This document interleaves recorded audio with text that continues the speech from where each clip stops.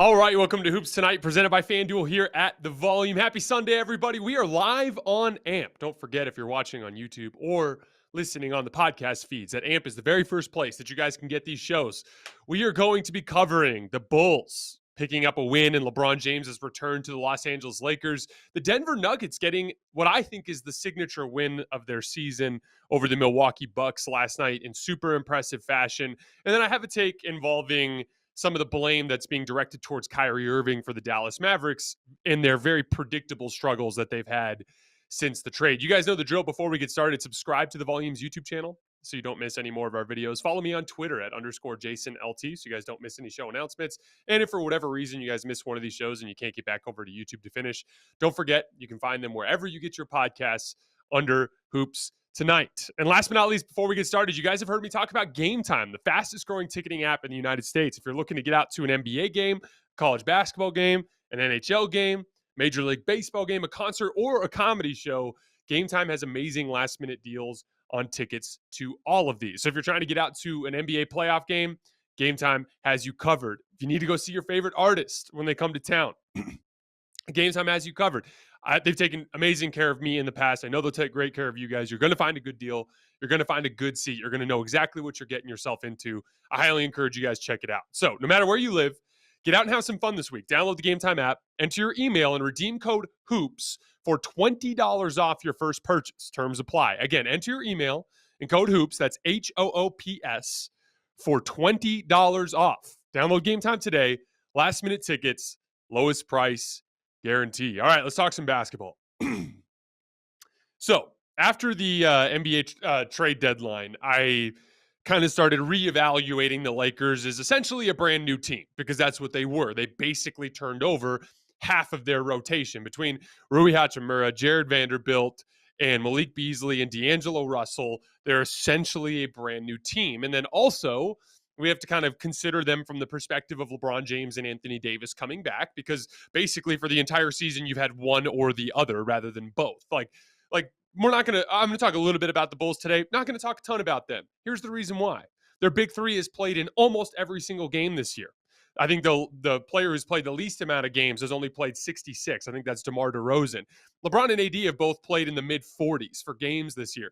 The Bulls have had their guys all year, and they've lost. They've been below 500 despite that. They are one of the worst three-point volume shooting teams in the league. They make fewer threes per game than anybody in the league, and they vastly outshot the Lakers today. There's a lot of out-of-character stuff from the Bulls today. That said, they wanted that game more. I want to give them credit for that.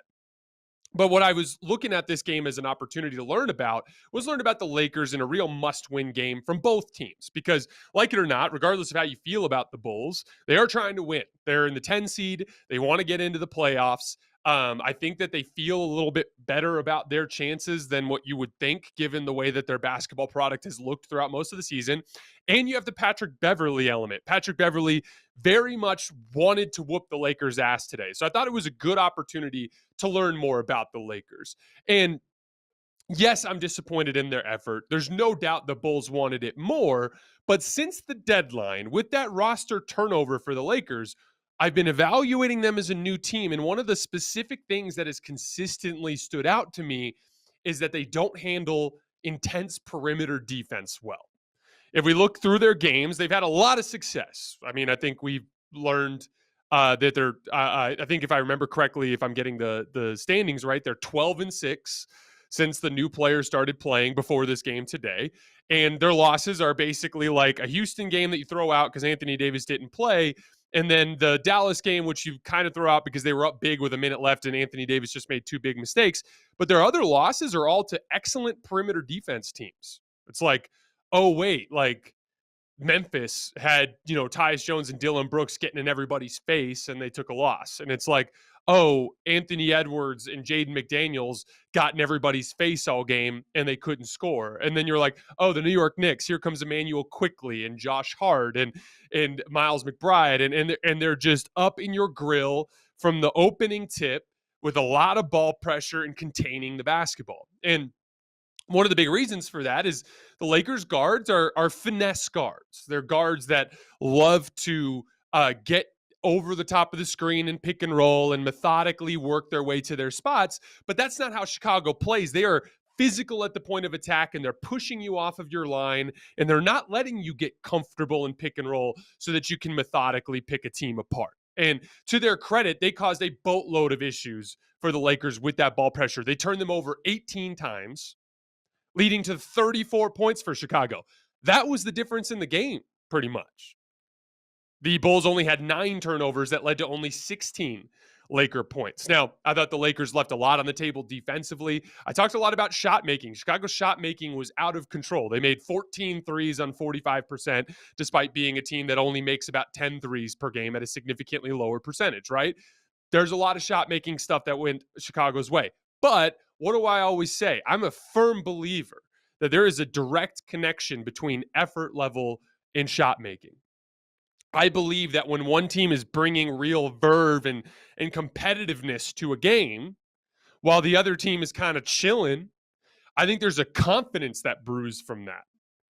When you guys were watching that game, did it feel to you guys that they were exuding a ton of confidence between Patrick Beverley and the attitude he carried throughout the whole game?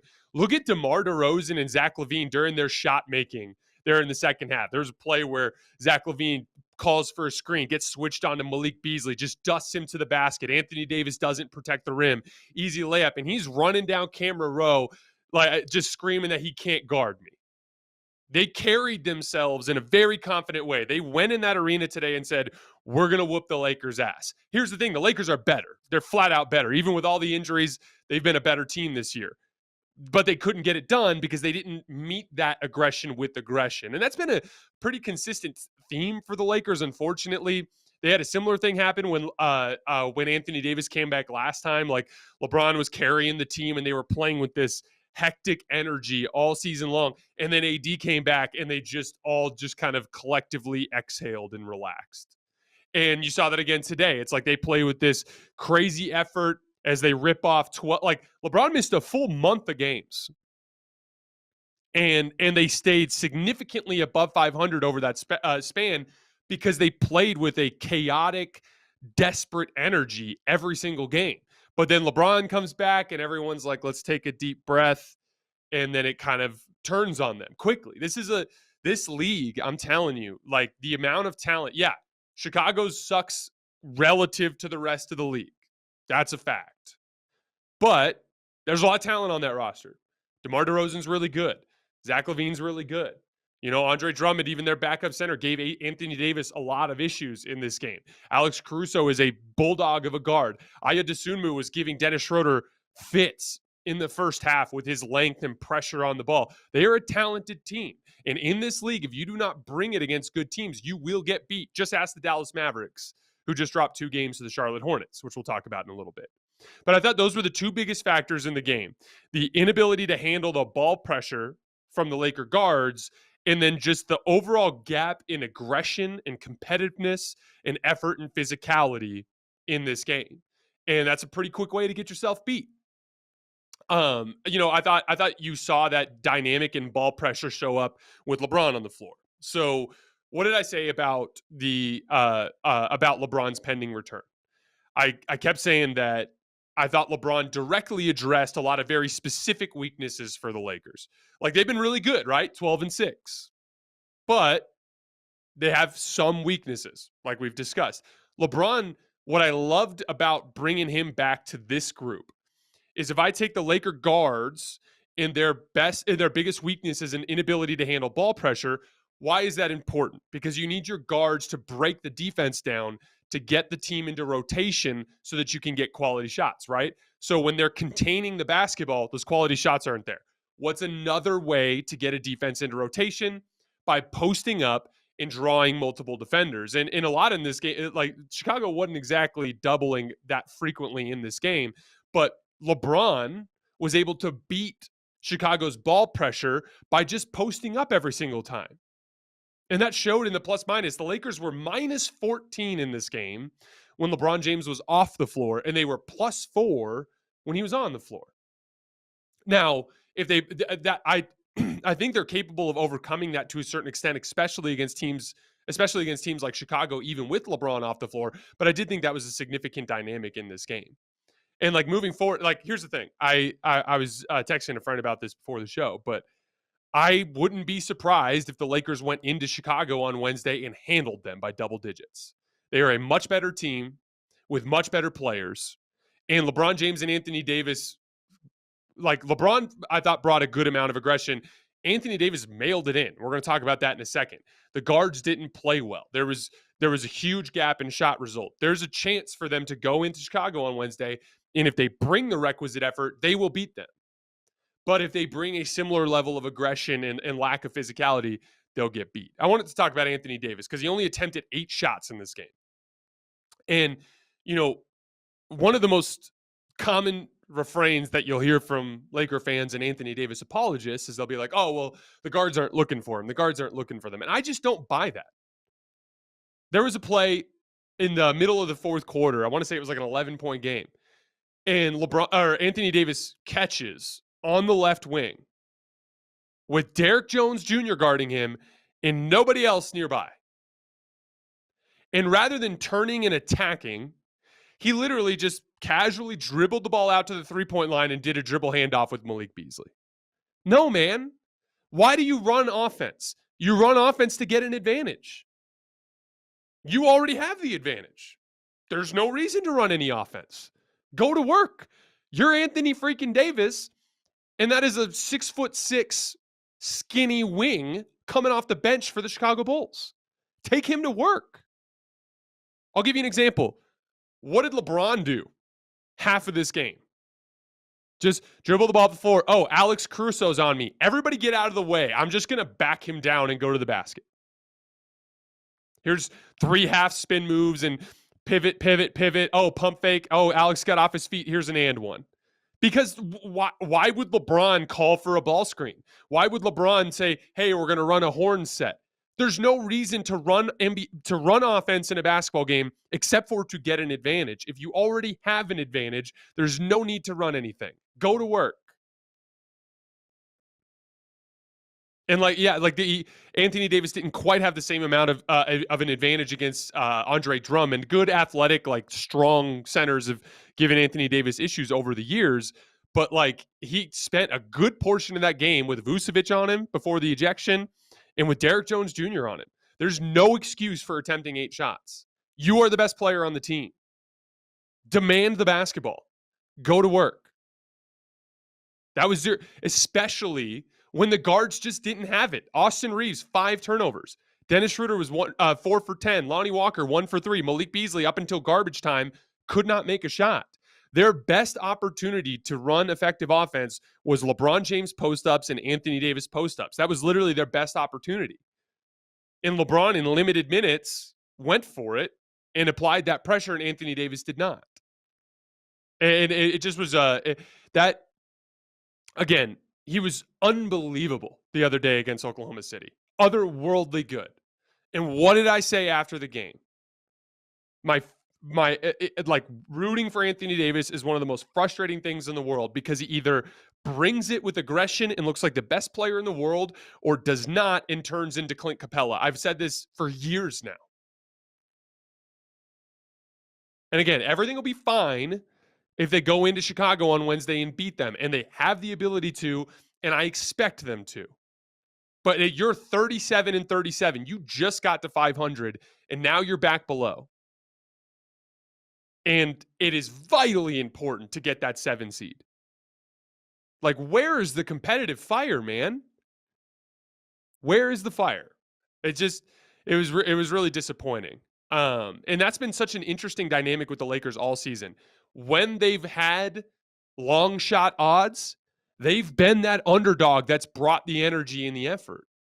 When they've been whole, they collectively exhale and relax. And it's been an issue throughout the year.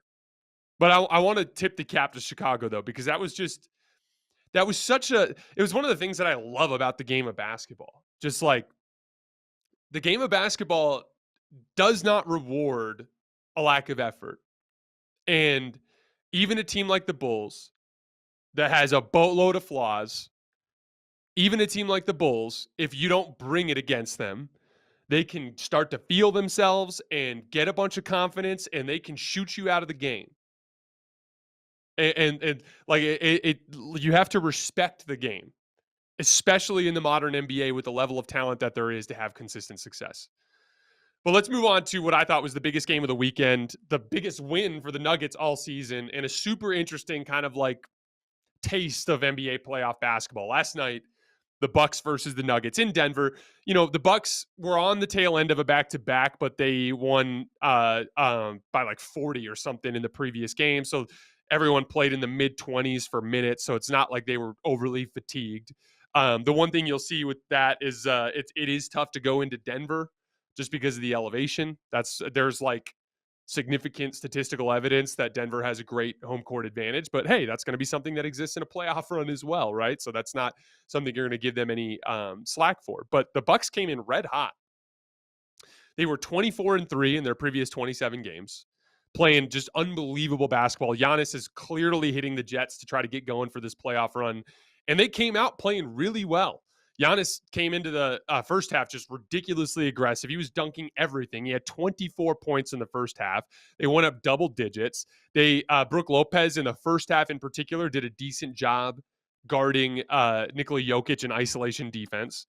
And the game just had a playoff feel. And if it wasn't for a pretty hot shooting Jamal Murray there in the first half, they might have found themselves in trouble. But they stayed with it and they stuck with it. And and then in the second half, especially in that third quarter, you start to see Denver's interior defense take over the game. There was a bunch of really interesting matchup stuff in this game. For starters, the Bucks left Jokic in single coverage for most of the game. And in the first half, Lopez held up pretty well, but there in that third quarter, like, you know, it was funny. He just kept pivoting and getting back to that right-handed jump hook over his left shoulder. If it feels like when you watch the Nuggets that every single Nikola Jokic jump hook goes in the basket, it pretty much does. He's taken 124 hook shots this year, and he's made 83 of them. That's 67%. And that's best in the league out of the 25 players that have attempted at least 50 hook shots this year. By the way, point of trivia, who do you guys think is second in the league in efficiency on jump hooks for players to attempt at least 50? The answer is Nikola Vucevic, who I thought was wrongly ejected from a game today. Although it ended up working to Chicago's favor because Drummond was whooping AD's ass. But he started to get that jump hook going against Brook Lopez, and then he was really killing Bobby Portis. And we'll get to that in a minute, but there was a couple of specific matchup things that were ugly defensively for the Bucks, and Bobby Portis was one of them. One of the things I wanted to talk about really quick before we move on with Jokic's post work is what and it's interesting because with perimeter players, I feel like getting super choppy with your feet is a bad thing. You want to have really solid footwork and you don't want to waste negative steps because you need to cover tons of ground to get to where you need to go. And negative steps actually delay your ability to make those quick movements. But with the post, and especially with Jokic, because what he's trying to do is he's trying to bully you to his spot. He uses really choppy feet. He picks up his feet and makes a quick series of moves. And I actually think it works really well for him because it allows him to quickly reset his center of gravity every time. He's constantly chopping and resetting his base so you can't knock him off balance. And that allows him to bump you like 5 or 6 times on the same post up. You know, most post ups, you'll catch on the block and he'll turn and look and like it'll be like maybe 1 bump, maybe 2 bumps, and then a move. But like Jokic, it's like he's bumping and hitting you like 5 or 6 times on the same post up. There's a reverse layup and one that he had on Brook Lopez. I actually posted a video of this on my Twitter feed that you guys can see. But on that play, Jokic hits Lopez with like 5 different post moves and 5 different fakes on the same attack. And it's just a testament to how good his footwork is for what he needs out of the post. And, you know, he has this like ridiculous, every great player has a move that kind of seems unfair. Like LeBron, when he drives, just will swing his off arm at you like a club. It literally looks like Rob Gronkowski with that big elbow brace, just like swinging it at you to like get by you to the basket. Giannis will do this like chicken wing thing where like He'll see the defender standing right in front of him, and he'll take a big step forward and try to wrap his elbow around and spring himself around you. And it's like there's just no chance in stopping him. Or like Kevin Durant when he does that carry hesitation, like the ball's like damn near sitting on top of his hands as he's going into his crossover, and it just makes it impossible to guard him because you have to get up on that pull-up jumper, but then he can whip it into a crossover when he needs to. Well, Jokic, his unguardable move is that like chicken wing that he does. He does this hard pivot, like one of the harder spin moves that you'll see from a big man. It doesn't even look right coming from a player as big as he is, but he'll just quickly whip into that like hard spin back move, and nobody can do anything with it. And couple that with a jump hook that he never misses, and he becomes one of the most unguardable post players. He had 12 points and 3 assists during that third quarter run. And I really appreciated his aggression because, especially since they left him in single coverage, I've been critical of Jokic over this season for being like the guy who's constantly trying to make the right play and not making enough of the Joel Embiid, like, let me be a force of nature as a scorer because I'm the best player on this floor. And our team's best chance to score is by me being aggressive. I liked to see that from him in that third quarter. A couple other interesting matchup pieces in this game. Bobby Portis really struggled. He's way too far back in his drop, and that was a big part of how Jamal Murray got going with his three-point shot. He was just sagging way back into the paint, which it makes more sense to do that when you're Brook Lopez because you don't have super quick feet, and your length and athleticism or your length and size is your strength. So sitting back at the rim is the best way for you to impact defensively. Like Bobby Portis is a much better athlete than Brook Lopez. He's much more mobile. He's more of a forward than he is a center. Like, dude, your quickness gives you the ability to be out there, and you're not going to bother anybody in drop coverage anyway because you're too small. And so it was confusing strategy from Portis to sit back and kind of defend as a center. When Portis is at center, I'd like to see them switch more. And they did that with Giannis. There was a big stretch of this game with Giannis at center, and he was switching a lot of those screening actions and having some success. What's interesting is when Giannis would play like a traditional center, like in help coverage or in drop coverage, he actually struggled a little bit in this game. You know, it's interesting the dynamic where Giannis is actually kind of better as a help defender than he is as a traditional rim protector. And then Lopez is much better as a rim protector than he is kind of anywhere else on the floor. And so, like, obviously, when Brook Lopez is gone in the future, go fast forward 5 years from now, I think Giannis will be one of the best big man center defenders that we have in the league when he gets all those reps. But he doesn't play a ton of center in the more traditional sense of the word, so he can struggle in that specific matchup. I think you've seen that in the games that Brook Lopez has missed this year.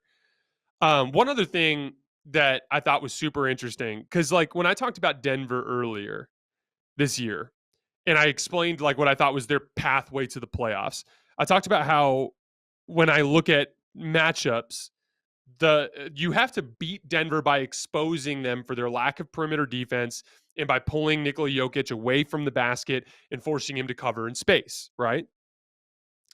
But you need to be an outstanding pull-up jump shooting team to do that. And here's the thing. Milwaukee and Boston are not good pull-up jump shooting teams. Now, Boston can go 5 out and drive and kick you to death, so they can at least force Jokic to guard in space, so it's a little different. Like, they can go to Al Horford at center, tuck him away in the corner, and just drive and kick you to death. So, like, I think Boston matches up way better against Denver than Milwaukee does. But Milwaukee kind of plays into Denver's defensive strengths.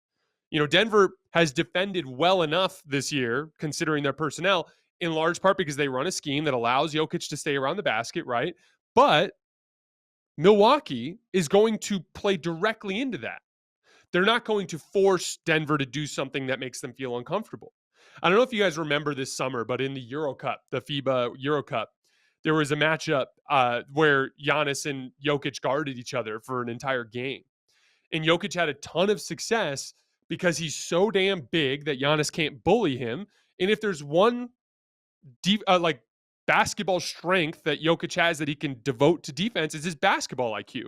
He's got good anticipation and he's got good instincts and he sees the floor well. So like he can kind of pick up on Giannis's tendencies and figure out which direction he's going, and he can beat him into spots and he can funnel him out of bounds. There was multiple transition pushes in this game where Giannis is freight training down the floor and Jokic like diverted him away from the rim. and on a couple occasions forced turnovers. And Aaron Gordon, again, like I've talked about the different archetypes of forwards. There's like that skinny, mobile perimeter forward, and then there's like that big, strong power forward. And it's not the same that it used to be, right? Like it's not like the Drew Gooden slow-footed power forward.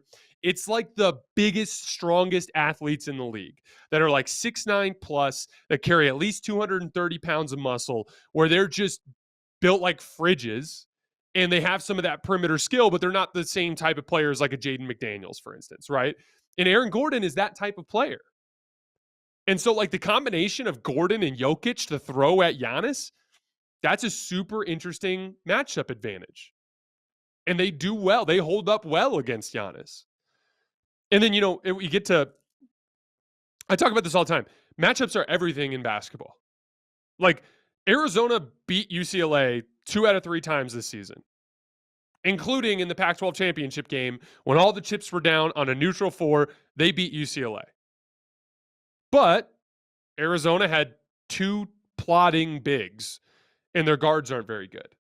So they ran into Princeton, who spaced them out, and all of a sudden their inability to move their feet on the perimeter became a huge problem, and they lost to a 15 seed or whatever in the first round.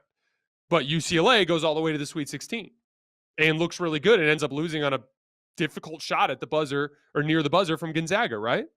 Like, Arizona's a better basketball team than UCLA, and they proved it throughout the season, but matchups can get you beat in basketball. And, like, if you can single cover Giannis and not have to overdo the help thing, you can suddenly turn all of Milwaukee's spot-up players into guys that aren't playing with as much of an advantage. For instance, look at the shot diet from Drew Holiday and Chris Middleton in that game. Because they're not operating with the same level of advantage from Giannis warping things to death, they're taking a lot of really difficult shots. It's a lot of tough, contested pull-up jumpers for Drew Holiday. It's a lot of tough, contested turnaround fadeaways from Chris Middleton. Look, there's a place in the NBA for tough shot making, and it's an important ceiling raising piece. But the Bucks, in order to be as fluid offensively as they need to be, they need Giannis to consistently dictate double teams. And that's a big part of why, like, when I really look at Denver, if they can get out of the West, and look, here's the deal. I have not seen enough from any other team to unseat Denver as my favorite in the West, even with all their issues. But if they can get out of the West, and Milwaukee is the team waiting for them, that's a real matchup they can win. And that's why, like, look, Denver fans can't stand me, and they think I'm way too hypercritical of the team, and they think I hate Jokic, and I love Jokic. Just don't think he's better than the top-tier guys in the league. But the reality is I've never taken Denver off of my top-tier list or my list of contenders that can win. I have, I think 7 teams that I think can win that I've been pointing out on this show. Denver's one of them. I think they can win it. Of course they can. And if matchups break right, like if they catch Milwaukee in the finals, there's a real chance that the Denver Nuggets can win an NBA championship. And I thought you saw a lot of that personnel stuff show in that matchup versus Milwaukee last night. Jamal Murray is finally kind of coming out of his slump. He had been struggling for about a month. It was a big part of why Denver had put some losses on the table, and he was being really aggressive, trying to shoot his way out of his slump. But in his last 4 games, 23 points and 8 assists with just 2.3 turnovers, 52% from the field, and 63% from 3 on 7 attempts per game. Like I said back when he was slumping, we'll say the same thing now. He needs to be that level of high-end shot creator and shot maker for Denver to have a chance, but he seems to be getting it back together at the right time. All right, before we get out of here, I wanted to talk for just a couple of minutes about Dallas's recent struggles, because they just lost back-to-back embarrassing games to the Charlotte Hornets. But I want to go back to when I originally recorded that instant reaction video back when I was in Breckenridge when the trade originally went down. That very day, I predicted that they would not have any chance to win a championship this year, which isn't exactly any sort of outlandish prediction. I have a 29 out of 30 chance of being correct when I make that type of prediction. But the reality is I just didn't think they had the athleticism to contend with any good team sending out who they sent out. The best example of this type of trade-off is like the Russell Westbrook trade with the Lakers, right? Like I always would say that the Lakers fell apart because of the Russell Westbrook trade, not because of Russell Westbrook. Now, it also was bad. Like Russ didn't help things because was not the same player that he used to be. It was a janky fit with LeBron and AD, didn't embrace all the little things that he needed to do to help them win. It was a bunch of other stuff. But they sent out a bunch of really important players that filled vital responsibilities on the team. And so when they struggled, I thought that was a huge part of it. There was always two problems that needed to be addressed. What do you do with Russ? But also, how do you recoup the type of dirty work, athleticism, and just motor that you had from those other guys? And Dorian Finney-Smith, like, again, this team already has weaknesses defensively in other areas of their roster, right? Like, this is a bad perimeter defense team that also is a bad rim protection team. But they had one of the best 3-and-D wings in the league in Dorian Finney-Smith. And that, in combination with Luka's greatness and Jalen Brunson's greatness and Maxi Kleber just doing enough defensively in the front court, knocking down enough shots, gave them enough juice to get to the Western Conference Finals. But in that Kyrie Irving trade, you sent out Dorian Finney-Smith. And you lost Jalen Brunson for nothing, which was inexcusable. Even more inexcusable in retrospect. We look back and it's like, if Jamal Murray can make $30 million a year in this league, how can you let a legitimate, like, primary shot creator and look, he took a leap this year, no doubt. He took a leap basically to all-star. But he was every bit worth the $30 million you could have paid to keep him in Dallas had you not been cheap about it, which was a real problem. But when you sent out that level of talent, you had to recoup it. Like, Kyrie Irving is an upgrade on Jalen Brunson, no doubt. But to get back Kyrie Irving, you had to send out Dorian Finney-Smith and Spencer Dinwiddie, who is one of your best shot creators. And so, like, the result is a team that can't guard on the perimeter, can't guard in the wing, and can't guard at the rim. That's going to fundamentally make it impossible for you to consistently win NBA games. That's just a fact. And look, Charlotte's bad. Charlotte's a bad team. They don't have, they're one of the least skilled offensive teams in the league. But you know what Charlotte is? They're freaky athletic at every position. Like, their one elite skill on that roster is they are athletic as hell. And that sort of specific thing attacks Dallas's weakness. But the reason why I wanted to talk about it today is I think it's completely unfair to blame this on Kyrie Irving. And I also think it's completely unfair to blame this on the trade. Because here's the reality. You weren't going to win an NBA championship with Luka by himself. You needed to find him a legitimate co-star. And regardless of whatever happened with Jalen Brunson, I'm not sure if he would have been enough anyway. Kyrie Irving has proven in his career the ability to win a championship as a number two. Essentially, cover all the other bases. Kyrie can take you home with clutch shot making. That's been proven. And I think he's had success in a lot of situations around the league as that second star. So I appreciated that specific move from them. But I always thought of it as a move for the future. Because of the otherworldly offensive skill of Kyrie and Luka, they don't need to get highly advanced offensive role players around them. They don't need to be guys that can do advanced shot creation and high-level closeout attacking. Like, if they can knock down a third of their threes and defend at a high level, they can play for the Mavericks and make them good. And you can find in the offseason, through the mid-level exception and through the veteran minimum exception, you can find quality players that do one thing well. You can find guys that are great on offense or suck on defense, or that are great on defense and suck on offense. That's a pretty typical archetype that you'll find in the discount salary slots in the NBA. And having Kyrie and Luka gives you the flexibility to go after those guys. And there are a lot of guys like that out there. As I was shocked they didn't try to go after someone like Stanley Johnson, because he's the kind of archetype of wing athlete that could help in a lot of different ways. But the Kyrie Irving trade was always about the future. I bet you within that front office, they didn't think they had much of a chance this year giving up what they had given up. But going into this offseason, they're going to be able to address those weaknesses on the periphery of the roster. And then going into next year, you're going to have Kyrie Irving and Luka Doncic and a roster of players that is specifically catered to what they don't do well, which is all of the dirty work. And so, like, it feels opportunistic to blame it on Kyrie. Kyrie has won 3 games without Luka this year for the Mavs. He outplayed Anthony Davis like a week ago. Kyrie's not the problem. The problem is to get him, you had to give up your best wing defender and another shot creator. They will have a chance to rectify that this summer. And so I'm not judging Dallas based on the results from this season. We'll see the kind of players that they target this offseason. But, like, it's really simple. It's like if you look at it, Josh Green's going to be there. He's going to have one of those significant rotation spots. Maxi Kleber's going to be there. He's going to have one of those significant rotation spots. But if you're a veteran minimum or mid-level exception center who's like a legit rim protector and a lob threat, like, go to Dallas. There's a starting spot there for you, right?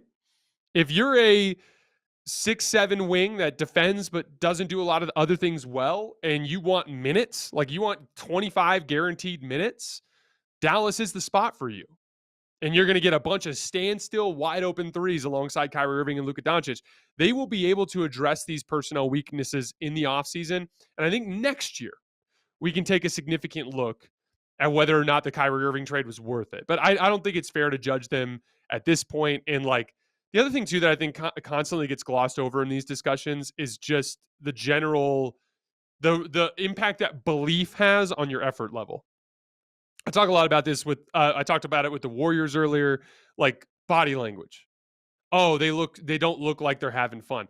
Nobody enjoys losing. That's universal around basketball in the world. No one likes losing. And so obviously the energy is bad. But belief is what drives you out of that hole. And there isn't a lot of belief there. Why would you believe, if you are Kyrie and Luka, that you have a chance to win when you cannot contend physically with your opponent? That belief is not there. It's a very human thing. They know they have to play otherworldly good to have a chance to win. And that's just a lot of pressure to play under. And so I just want to cut Kyrie some slack in the meantime, and Luka as well. All right, guys, that is all I have for today. As always, I sincerely appreciate your support. We're going to be going live tomorrow night. I believe tomorrow is the big rematch between Embiid and Jokic, if I remember correctly. But we're going live tomorrow night on AMP. And then we'll be going during the morning on Thursday, and Thursday night on AMP. We have another major nationally televised game. I want to say that's Bucks Celtics. And then we're going to be going on Saturday and Sunday as well. As always, I appreciate you guys, and I will see you on Monday night.